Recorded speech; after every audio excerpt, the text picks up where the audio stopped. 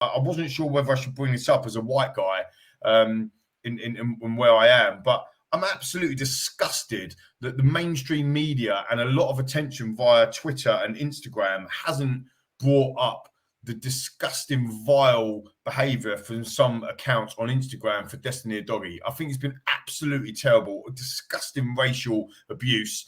And basically, look what happens. And this is the world that we live in, guys. You know, a bloke gets scores a goal, it should be a goal, and it is given offside. And we spend 5 days talking about VAR, and it's up in raw. We've got front page news, back page headlines, etc., etc., etc. And then a guy, just for doing his job, gets racially abused, really disgustingly racially abused as well on social media. And we get 2 statements, and then it gets swept under the carpet. And it just makes me feel sick. So I wanted to say, I wasn't sure whether I should. I'm never going to know what it's like to be racially abused, and it is a difficult subject to talk about. But we should talk about it because it's a fucking disgrace, quite frankly. Sorry for the young viewers, but it is, and it shouldn't go on. So I wanted to just bring that up, and we'll bring it on to some nicer stuff. But Destiny Doggy has been absolutely first class, in my opinion. I think he's been superb this year. He's a footballer, 20 years old, playing football, making all his dreams come true. He should not be subjected to that. And, I'm just disgusted by it. And I think that, we've all got a responsibility, whether or not you think you're influencers or not. We've all got a lot of followers and we've all got a lot of responsibility now, and we should be calling this out, and the mainstream media should be calling it out. And it should be on the BBC and on Sky and on TNT Sports, and everywhere we look, this should be the number one headline, not VAR. VAR should be secondary, but the first one should come out as the racial abuse, and we should name and shame these people and put it to bed. It's absolutely disgusting. It's not just words, action is needed. And that's why I wanted to say something on that, Rick. So sorry, but I needed to get that out, mate. I'm a little bit worried because I think that the team are going to be up for it. We are effectively the biggest team they've played this season. I'm not counting Chelsea because we're bigger than them. So we're going to be the biggest game they've had. This is exactly the type of game that their fans are going to want to be part of in the Premier League. So I think their fans are going to be up for it as well, regardless of the half 12.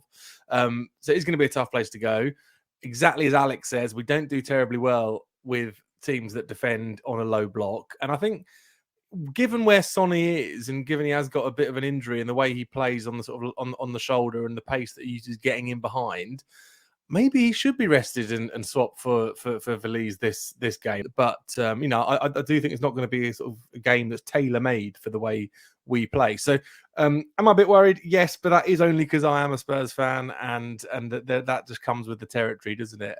But I do think it's a really good opportunity for us, and to go into the second international break top of the league would be huge for us, just as a kind of mentality thing. But I am worried. I think the squad's thin. And we're seeing some of those injuries starting to mount, and you get one or two more, and suddenly we're down to bare bones, as we've spoken about the defence. The options that aren't the second choice options beyond Romero and Van de Ven are not good. So that looks a bit tricky. But let's get to January.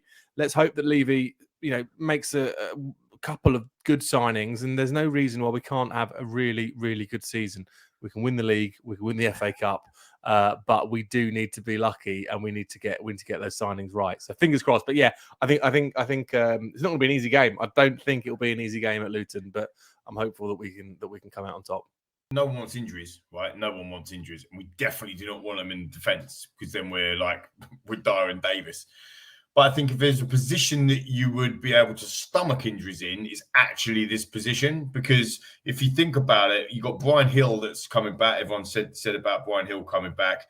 You got Santiago, who's playing absolutely outstanding for the academy at the moment, and actually, based on Ange Postecoglou, his philosophy, the way we're playing football, it's not throwing him into the Lions. He's actually coming in and probably could play well. You've got Veliz, as Leon, you've just talked about there, putting him up top, and having Richie come in from the left. And Richie done well against Liverpool, obviously, there the other day. And you've also got Jamie Donnelly as well, that could come in and make that part of that as well. So I think we have got some options there that is not in them bare bones. So I think that I'm not overly concerned, if I'm honest. So I think that I am concerned about Son because he had some massive strapping on his leg, on his right arm with his thigh. I think it's a groin problem against Arsenal that not many people saw. But if you watch the uncut version of the game that Spurs put out there, he pulled his shorts up and he had some serious heavy strapping. So he's been carrying that knock since at least before the Arsenal game. And I do agree with Alex. We do suffer with low block. And Rick and I, how many times is your bingo card people last one on Spurs, your lock picker? How many times did we get need a lock picker? You said week after week after week. We've got one now, and we're still finding it difficult to break down them low block teams. Look, the reality is that we did it. I remember, and I've used this example so many times. I remember sitting in the South Stand. Most people had gone home. This was against Brighton. At home when Christian Eriksen was still playing under Poch, 0-0. I think it was 93rd minute, and then the lock picker himself picks a lock and he actually scores, and we end up winning the game. So late goals are a trait for, dare I say it, I can't say it. Late goals are a trait for good teams. Let's put it that way. So let's not be embarrassed about late goals, but we do suffer against the low block. However, people, I'm not going on the neg whatsoever here. I'm going on the pos because that's it. That's who I'm at. I'm with Alex in terms of all of us as well.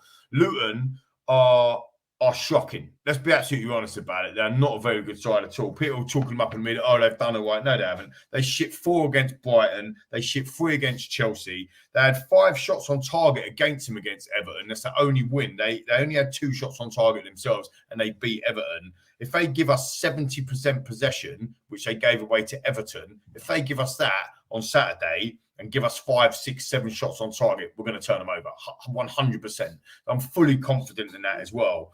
So it's not about having egg on your face and whatever. It's about believing and being confident. I said before the Liverpool game, I put a piece out on social media, which ends up being out in the universe saying, look, it's about time. It's about time we started believing again. It's about time we play our football. We play the way that we want to play. As the song goes, we play the Ange Ball way. We'll win this football match. And what you could say is there is anomalies. We've seen it last week, Wolves versus Manchester City. You can absolutely see that. And if you lose a football match, you lose a football match. There will be bumps in the road. Maybe this might be one of them. But I can't see it, Rick, at all. I think the amount of possession that we have, the shots that we create now, the chances that we're creating, I just can't see anything other than a win. And what I would say about the 12:30 kickoffs, Leeds away, 4-0 Tottenham. Aston Villa away, early kickoff, 4-0 Tottenham.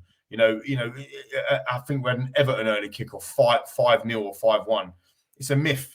It's a perception is reality. Perception is reality with VAR. Perception is reality of how we manifest stuff. And my perception is that we're going to smash Luton, and that's going to become the reality.